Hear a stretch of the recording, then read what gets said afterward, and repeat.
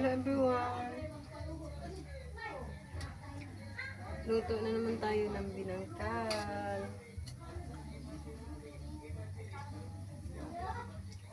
Nag-deliver.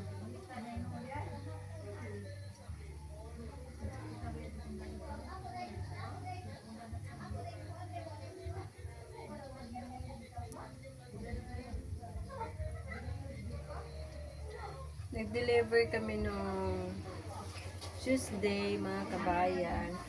So, nung Wednesday, nag-chat ka agad sa Tibig, naubos daw yung dineliver namin na tinapay sa kanya. 300 pesos din yun, mga kabayan. Tapos, hindi namin na-deliveran ka agad kasi may trabaho din si Loloy. So, pa-scheduling niya yung aming pag-deliver kung may ano lang. Kung maka ano lang si Loloy, makalakad ba kasi may nagluluto din kasi siya ng para dito sa tindahan. So ngayon, nag-chat yung dalawang dineliveran namin kaninang umaga doon sa baryo, doon sa Tuburan, sa may baryo. Si Ate Fe at saka si Ate Babet nag-chat na magpapadeliver ulit. Ngayon yung isa ay for 300 pesos din na binangkal. Kukulangin yung aming binangkal na yun, mga kabayan. Kasi nagpa-deliver na yung isa ng worth 300 pesos. 2 kilo lang kasi yung naluto ni Loloy ngayon.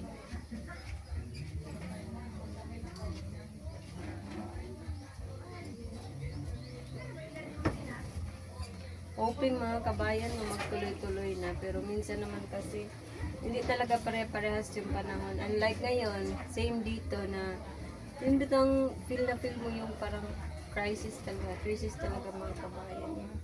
Na-feel mo yung apektado yung pamumuhay dito kasi nga mga mangingisda yung nandito sa sa Chila. Tapos parang may may kita naman, pero parang lang talaga, parang mingaw ba, medyo mahina siya ng mga nakaraang buwan. Pero ganyan talaga, hindi pare-parehas yung benta. So may benta naman kami, nakaka-roll naman, tsaka nakakabili ng ulam, mga needs, ganyan. Pero yan, yung tinapay namin konti lang din. Kaya sinasabayan talaga namin ng deliveries ba para yung puhunan madali talagang maikot. So ganyan yung ginagawa namin ngayon. So I'm praying na pag pa talaga siya magtuloy-tuloy. So ngayon naghahanap pa rin pala talaga kami ng mga suki na tindahan na pwede namin mapag-displayhan bukod doon sa Tuburan. Praying na magkaroon kami ng mga suki. So, continue naman ako sa pagluluto. Pag nagluluto, kumakain na din ako ng almusal. Si Lola andun din sa bahay ng indo ko. Nagluto siya ng tinapay din doon.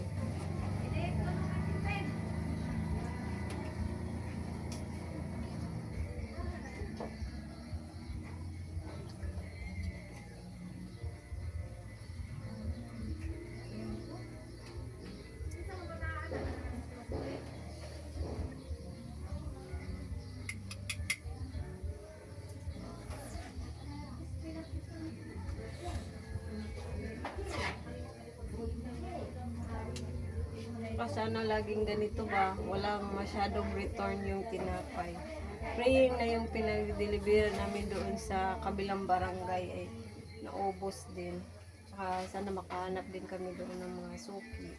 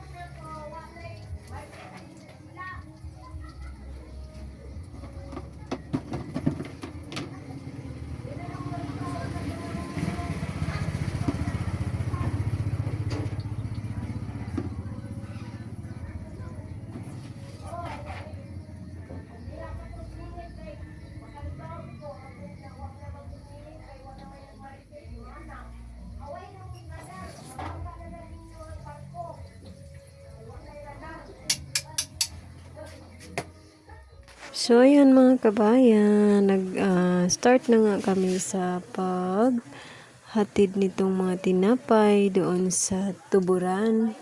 And keep on watching lang po mga kabayan. Sumama na nga rin pala ako dahil mga ganitong oras mga kabayan, 12 noon ng tanghali, afternoon ba, mga hindi pa kasi masyadong mabenta pag ganitong oras. Mamaya pa mga alas 3 yung tempong pang snack talaga ng mga tao. Pag after lunch ay mga dalang pang namimili sa tinapay.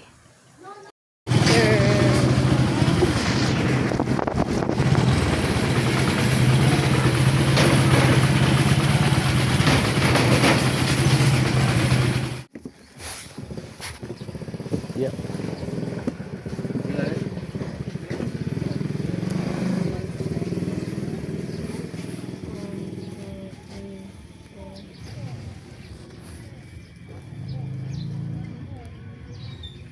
Nagmayar sila.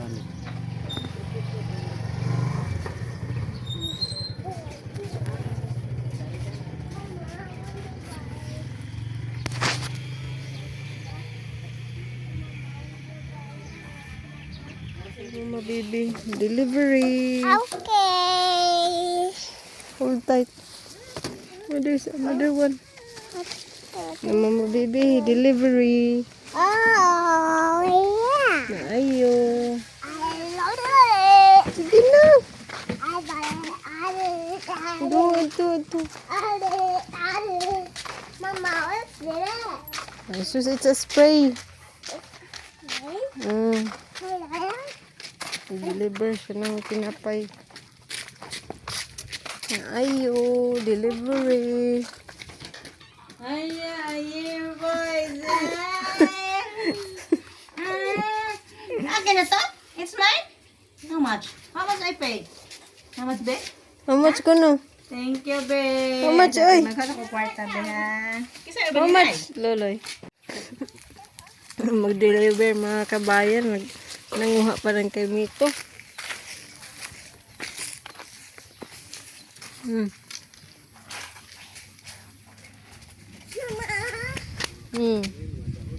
Mama, natatawa to ko. Tara, mama bibi oh. To. Mm.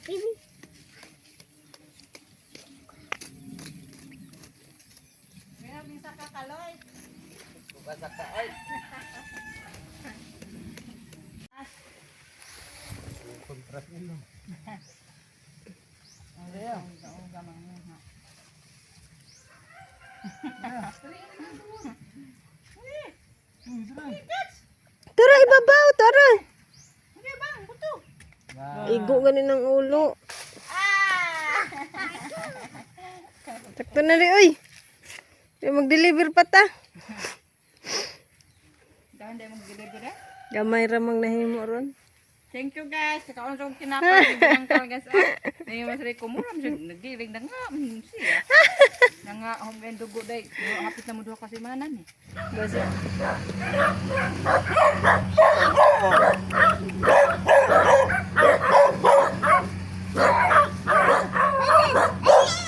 Ay, oyam.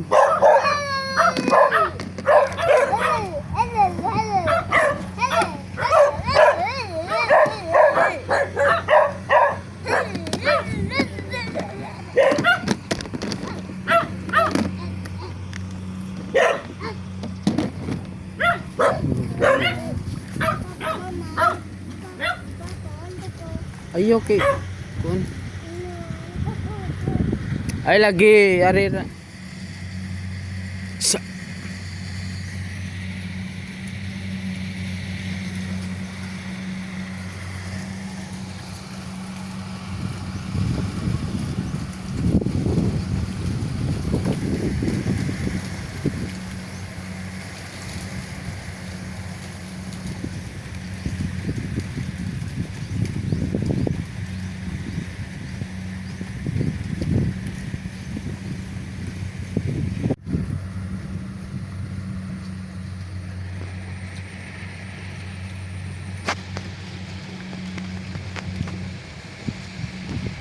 Batang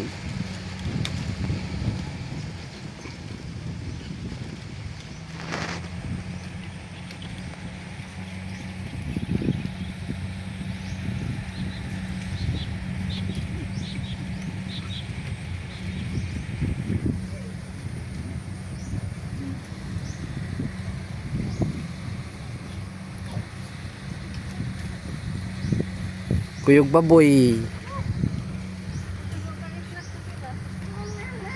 Kayo Ruben man na. Hey guys, ito na lang yung natira.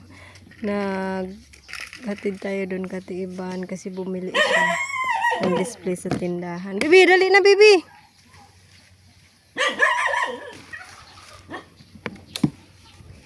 Anim na packs. Pila na lang. Pito de. Duha ka kuan. Ikuan man Walo. 1, 2, 3, 4, 5, 6, 7, 8. Ikuan man to ni mo ano. Tindahan na. Oh, kuan na. Wala na lang.